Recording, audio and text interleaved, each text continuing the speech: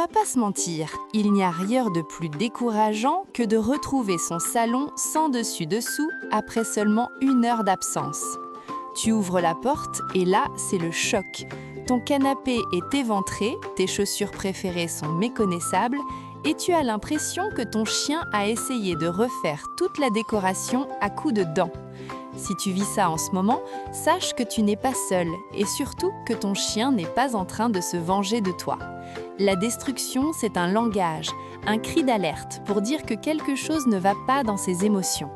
Ce qui est surprenant, c'est que la solution ne se trouve souvent pas dans la punition, mais dans la compréhension d'un petit détail qui change absolument tout.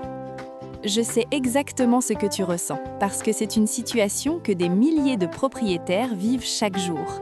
On se sent impuissant, parfois en colère, et on finit par redouter le moment où on doit passer le pas de la porte.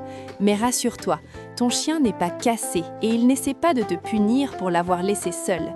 Ce comportement est souvent lié à une montée de stress insupportable ou à un ennui profond qui se transforme en véritable détresse. Imagine-toi enfermé dans une pièce, sans téléphone, sans livre, sans rien faire pendant 8 heures. Au bout d'un moment, tu finirais par compter les fleurs sur le papier peint ou par tambouriner à la porte. Pour ton chien, sa seule façon de s'occuper ou de calmer son anxiété, c'est d'utiliser sa gueule. C'est son outil principal pour explorer et s'apaiser.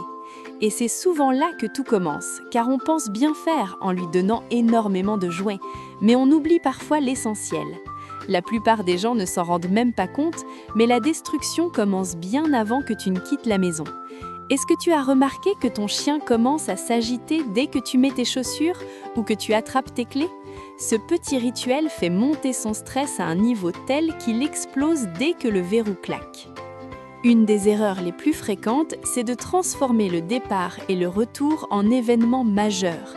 Si tu lui fais de longs adieux déchirants ou que tu lui fais une fête incroyable en rentrant, tu renforces l'idée que ton absence est une épreuve terrible et que ton retour est une délivrance. Cela crée un ascenseur émotionnel que ton chien ne peut pas gérer seul. Une autre erreur classique est de penser qu'une simple promenade de 10 minutes le matin suffit à le fatiguer. Un chien qui détruit est souvent un chien qui a de l'énergie à revendre, mais pas seulement physique. Si son cerveau n'est pas stimulé, il va trouver son propre travail et malheureusement, son nouveau métier risque d'être décorateur d'intérieur destructeur.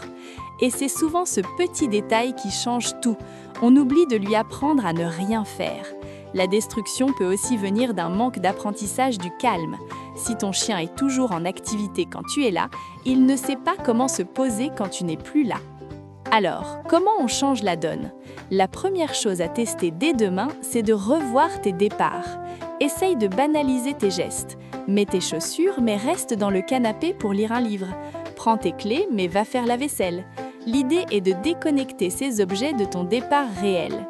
Ensuite, quand tu pars vraiment, ne dis rien. Pas de caresses, pas de regard, sors tout simplement. Tu verras que le niveau de tension va descendre d'un cran.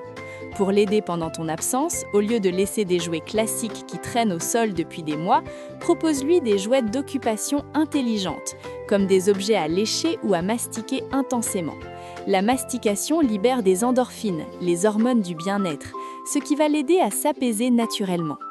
Je te propose un petit plan d'action pour les 3 prochains jours. Avant de partir, offre-lui une vraie dépense mentale.